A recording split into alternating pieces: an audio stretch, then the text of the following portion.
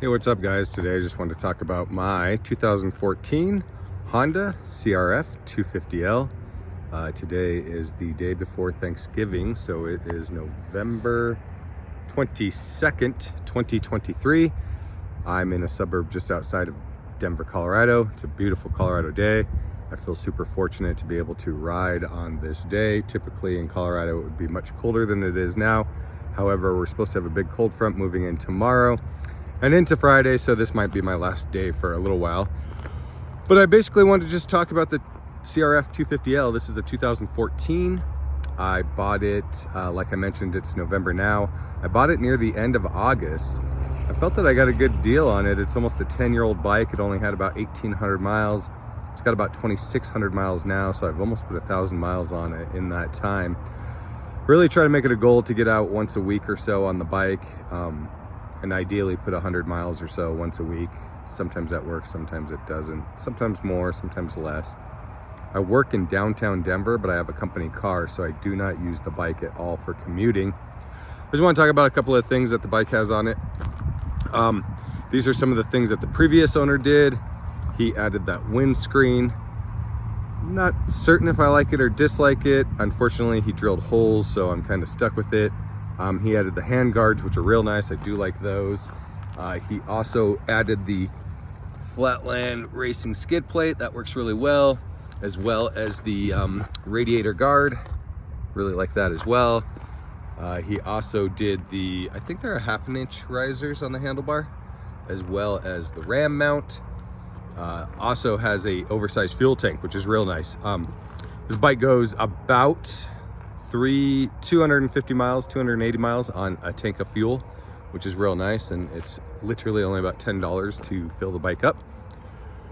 So far I've only ran ethanol free fuel, which seems to help.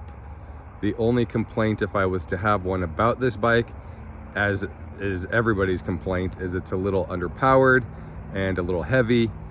That's definitely worse here in Denver, Colorado, because we're about 6,000 feet above sea level, and we typically only go up from here. So if this bike had 20% more power, it would be great.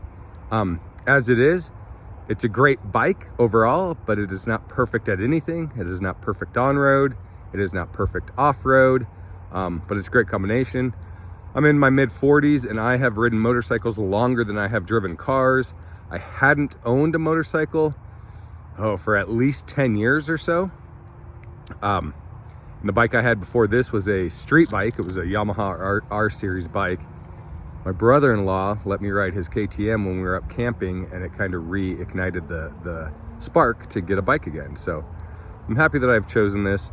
Some things that I've done is as soon as I got the bike, I did all of the fluids, changed everything out, replaced the air filter. I did the Swiss cheese air box mod, basically where you drill a bunch of holes, removed the snorkel. I removed the spark arrestor, the stock spark arrestor on the exhaust.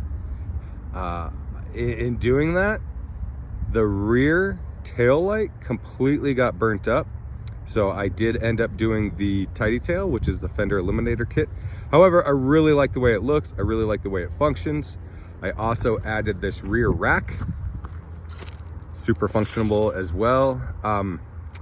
Unfortunately, the previous owner had dropped it, so he damaged the shift lever, so I replaced that shift lever. Scratched up the decals a little bit on this side, as well as the mirror. In Colorado, you're only required to run one mirror, so I just have the factory OEM mirror on the left-hand side. However, it would be better to have both mirrors, so if I find a good aftermarket set, I'll probably do both. Let me think, what else have I added? I did do the 13-tooth front sprocket.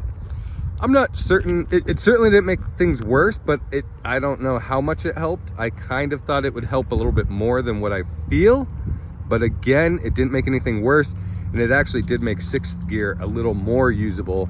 Before, 6 was pretty much unusable, but now with that 13-tooth front sprocket, it's pretty usable.